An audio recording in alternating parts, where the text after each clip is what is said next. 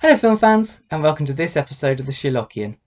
Now, if you've been following my channel recently, you'll know that I've reviewed Walking with Dinosaurs and followed that up with Walking with Beasts. So I thought it was about time that I completed the Trilogy of Life, as it's apparently called by the people that made it, and look at Walking with Monsters. Now, I have to be honest, as a child, this was definitely my least favourite one of the three. I think I watched it once just to be a completionist and then never looked at it again. So I was kind of excited to go back and have a look at it. I mean, I remembered it as being quite dull, so I thought, well, it'll be interesting to see whether my memories of it, hold up, whether I've changed my opinion. And I sort of have, and I sort of haven't. You see, I do understand why child me found this a bit of a drag. It's not the filmmaker's fault so much as it was more the material they were working with. I mean, for a start, most people have heard of some dinosaurs like T-Rex or Stegosaurus or whatever, so you've got a bit of a hook to draw you into Walking with Dinosaurs. And the same goes for Walking with Beasts. Most people have heard of things like Smilodon, or at least saber-toothed tigers in general, so again, that's something you can draw people in with. But with the things that came before it on the evolutionary timescale, there isn't really anything. I mean, I don't think I, who probably know more about science than your average man in the street, even though I didn't study at uni or anything, I don't think I could have named anything really off the top of my head before watching this series. So I completely understand why it was by far the least popular of the three. And there are some other problems with it as well. I mean, for a start, it was clearly more child-focused than the other two, whereas Walking with Dinosaurs is very clearly based on the Life series with its very clear kind of format tweaks from that. And Walking with Beasts takes a lot of cues from things like Wildlife on One. This was very definitely more child focused. It's very episodic. It has a definite kind of story behind each kind of little sequence, and it's very much focused on the sort of the battle between predator and prey, life and death. And it was quite rightly criticised for this by reviewers at the time, particularly by the science reviewer in the Times, who said that it carried this a bit too far. The other thing that it does, which is a little bit weird, is it kind of anthropomorphizes evolution. Now, of course, there are some people, I think it's kind of a certain brand of creationists, who do believe that God was behind the evolutionary process. So, rather than God creating the world in 7 days, God, created the world in millions of years, but he was out there supervising. And of course, this is absolutely fine if that's what you believe. But I don't think that was the intention of the scientists behind, backing Walking with Monsters. And it's kind of weird. As Kenneth Branagh says several times, oh, by the way, he's back again narrating, and he's very good as always. He says things like, evolution takes over. And you kind of think, was evolution really sitting up there, rubbing its chin and thinking, I've given the arthropods pincers. How shall I help the fish fight back? I know. I think that in a few million years, we'll give them legs and lungs and have them walking around on land. Yeah, that'll make things a lot more interesting. Right, off I go. And off went evolution to, do its job, and so on and so forth. It's just a bit strange.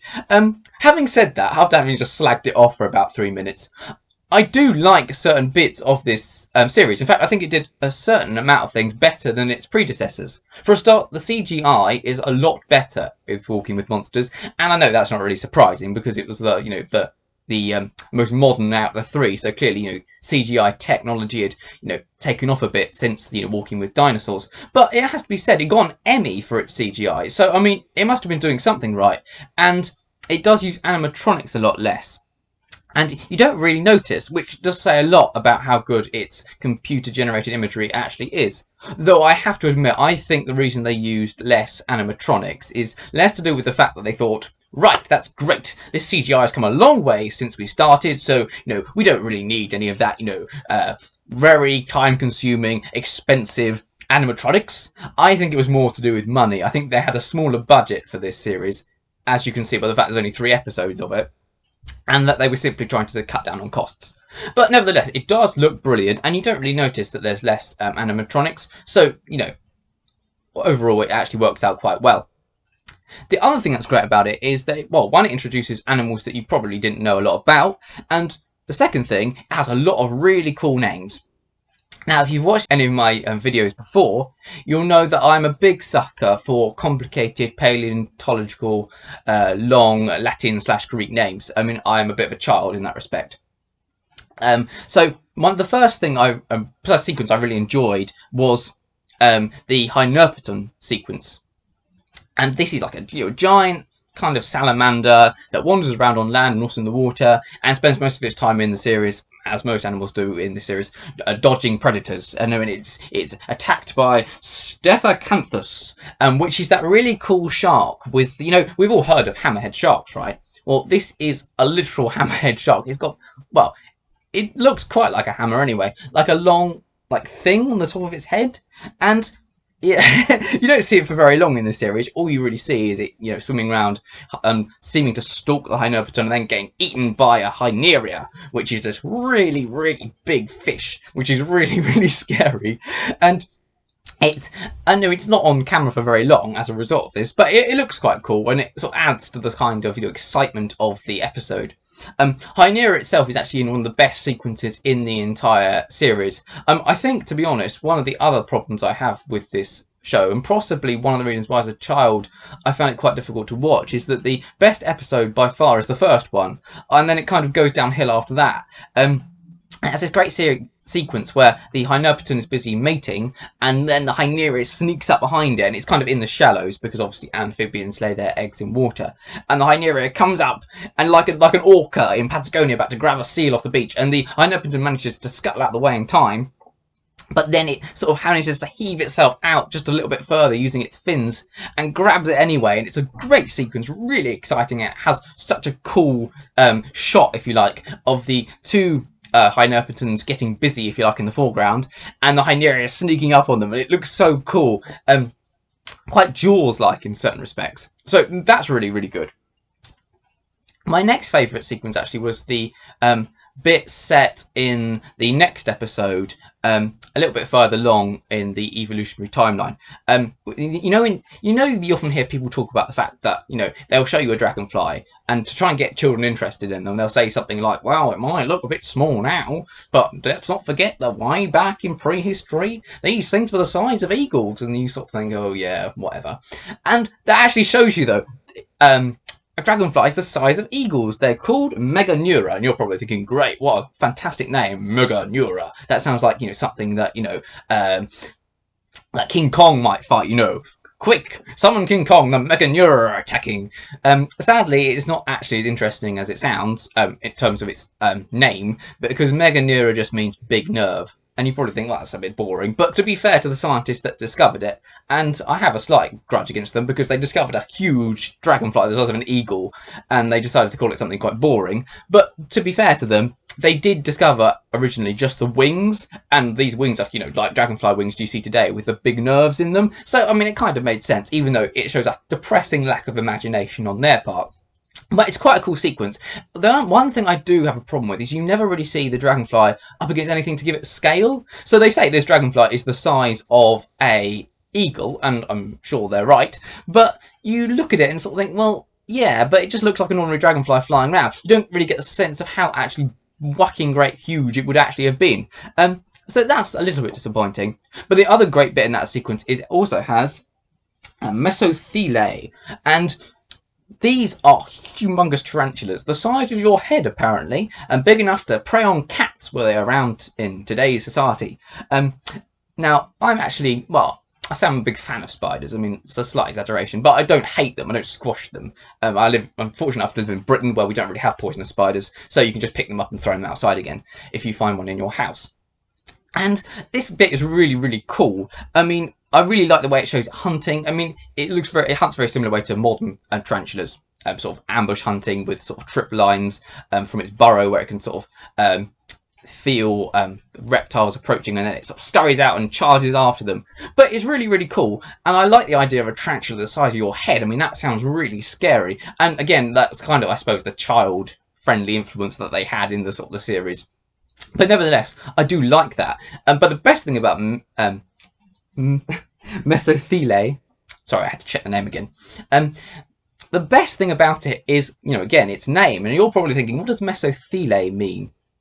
Well, apparently, and I haven't made this up, I promise you, because I hope I haven't made this up, it means middle teat. And you're probably thinking, what? Middle teat? How did they get that name? Well, apparently, the bloke who discovered these fossils and noticed, or in fact, I say fossils, I think there's still mesotheliae around today, in the same family, obviously not the size of your head. But they noticed that the spinnerets, I suppose, the things they used to spin their webs are, normally, when most spiders, they're at the back or towards the back of the abdomen, but these ones are more in the middle, and they're obviously quite big because they're the size of your head. And so he thought, well, you can work it out for yourself. It reminded him of something, and so he decided to call it mesotheliae. I have to admit, again, that's almost too much imagination. I mean, fair play to him, it's better than Meganeura, but even so, come on. Funnily enough, again, child-friendly show, they didn't point that out in the Walking with Monsters, and it's probably a good thing they didn't.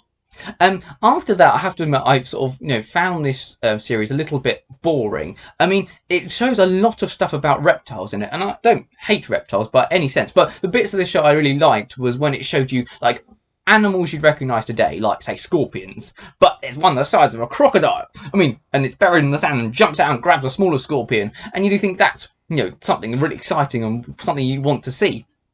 And again, I want to see, a millipede the size of, well, the length anyway, of a car, that can sort of stand up on its end and is 6 feet tall. I mean, again, that's quite cool. What I don't really want to see is kind of these reptiles, and they're very interesting, and again, the sequences are quite well thought out, but it's just a bit same old, same old. You sort of think, oh, great, another kind of mammal-like reptile doing its thing. And maybe I'm just a bit, childish, which is probably quite a fair criticism, really. But I just sort of got a little bit bored. But the one bit I did like was the bit with the Gorgonopsids. Now, I'd never really heard of these creatures before I watched the show, and I've forgotten about them since, until I rewatched it. But I really like them. I mean, might again be to do with their name. Gorgonopsid means Gorgon aspect. Gorgons were mythological creatures in ancient Greece. You've probably heard of Medusa, the woman with snakes for hair, and you turned people to stone with her eyes. Well, she was a Gorgon. She's the most famous example. But while Gorgonopsids don't actually turn their prey into stone, they were essentially the first saber-toothed predators, which is quite cool. I mean, they're not the same kind of length as like Smilodons, but even so, they were, again, quite long, or longer than, most other carnivores' teeth anyway, and they did sort of poke out the sides of their mouths.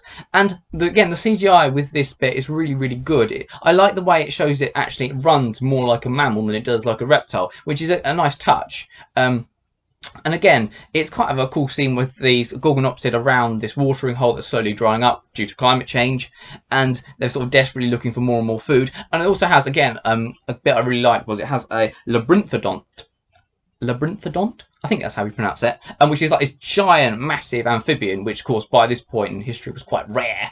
And it's sort of trying to hold on in this tiny watering hole as it gets smaller and smaller and smaller, and there's less and less prey for it. But I really like the idea. I always remember this bit as a child. There was about the one bit in this series that I remembered before I rewatched it. I think I really like the idea of an amphibian the size of a crocodile. It seemed quite incongruous, but also quite cool. And eventually the Gorgonopsid eats it because it obviously runs out of water, and it goes down into the mud and basically tries to kind of goes into a sort of state of like hibernation. But unfortunately the Gorgonopsid finds it and eats it while it's kind of, in this sort of lethargic state, only for the Gorgonopsid then later on in the sequence to die as well, because obviously there's now no more water, and then there's a massive sandstorm. So it's a bit depressing, but again, it sort of showcases a part of the evolutionary calendar, if you like, that most people probably weren't that aware of. So overall, I did like this series. I mean, I don't think I'd go back and rewatch it anytime soon, but I think I'd go back and rewatch the bits I liked. So the bits with like the giant spider and the giant fish and maybe the Gorgonopsid bit. I think I just like really big things that you get nowadays. But I did like it. I mean, and I think it was a kind of fitting end to the Trilogy of Life series. And to be fair, there was nothing else they really could have done. I mean, they'd already gone sort of, forward to almost at the time of modern humans, so they obviously had to go back. And I think overall they did quite a good job. Maybe they did dumb it down a little bit for children, but I mean, come on. I mean, the second one was called Walking with Beasts, so I mean, Walking with Monsters isn't that big a step forward, is it?